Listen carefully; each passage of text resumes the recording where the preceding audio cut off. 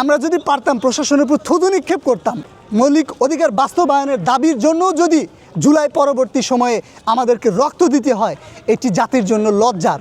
গত 6 ফেব্রুয়ারি ইনকিলাব মঞ্চের কর্মীদের ওপর যমুনাতে প্রশাসনের যে হামলা, বর্বরতা, এর আমরা ধিক্কার জানাই, সেই সাথে প্রশাসনের প্রতি থুতু জানাই। আবারও সেই জুলাই যোদ্ধাদের উপর সেই একই আওয়ামী স্টাইলে আক্রমণ, হামলা চালিয়ে কারো মাথা ফেটে দিয়েছে, কারো হাত পা ভেঙে দিয়েছে, আবারও সেই জুলাই যোদ্ধাদের রক্তাক্ত করতে হয়েছে। কেন? এর জবাব প্রশাসনের কাছে আমাদের থাকলো। ঠিক। আমরা কি চেয়েছিলাম? আমরা তো শহীদ শরীফ ওসমান হাদির বিচারটা চেয়েছিলাম। এই দেশে কি বিচার চাওয়া অপরাধ? জুলাই যোদ্ধা, জুলাই আহত, নিহতদের যে বিচার ব্যবস্থা দেখতে পেলাম, এর মাধ্যমে একটি অথর্ব সরকারের ব্যবস্থা জনগণের সামনে উঠে এসেছে। আমরা এই শহীদ ওসমান হাদির বিচারটাই তো করতে পারেননি, বুঝতে পারছি।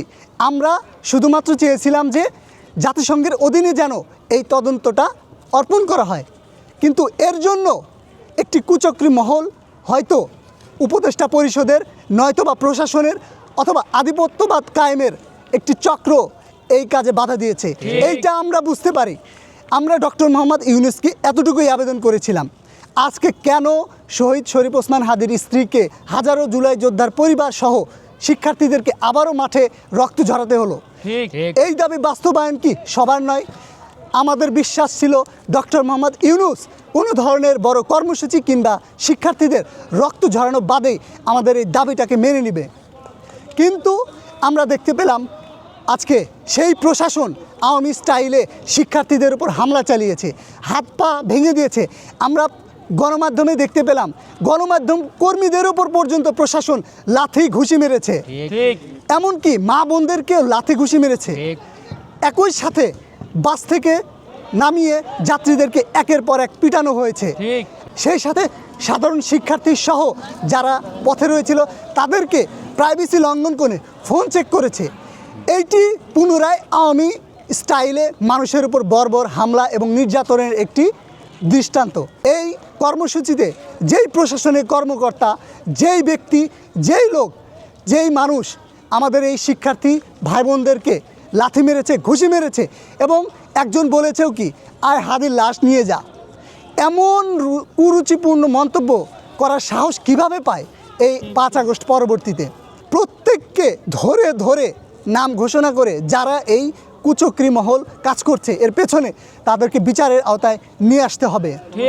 আমরা সেই কুচক্রী মহলের উদ্দেশ্যে জানিয়ে দিতে চাই, এই বাংলার এই প্রজন্ম, আল্লাহর কসম, এই প্রজন্ম শহীদ ওসমান হাদির জাগানো সেই আধিপত্যবাদ বিরোধী চেতনা এইটি দমাতে পারবে না, এবং কসমই আল্লাহর এই প্রজন্ম শহীদ ওসমান হাদির বিচার না নিয়ে কখনোই ক্ষান্ত হবে না। এবং সর্বশেষ একটা কথা বলি, ছোটোবেলায় শুনেছি শেষ ভালো যার সব ভালো তার। আজকে তার দৃষ্টান্ত দেখতে পেলাম। ডক্টর মোহাম্মদ ইউনূসের কাছ থেকে এই তার ক্ষমতার অবসরের সময়ে বাংলাদেশের জনগণ, এই আপামর জনগণ, শিক্ষার্থী আশা করেছিল তার সুন্দর একটি বিদায়, কিন্তু তার এই অথর্ব প্রশাসনের জনগণের প্রতি যেই দুর্ব্যবহার, যেই হামলা, সেটি মনে করিয়ে দিল আসলে শেষটা তার ভালো নয়। মানুষ তাকে বসিয়েছিল মানুষের উপর আক্রমণ, হামলার কারণে একটা নিস্তারের জন্য, ন্যায় বিচার, সুশৃঙ্খল এবং সুন্দর সংস্কারের জন্য, কিন্তু সেই মানুষের উপর হামলার মাধ্যমে আজকে তাকে বিদায় নিতে হচ্ছে।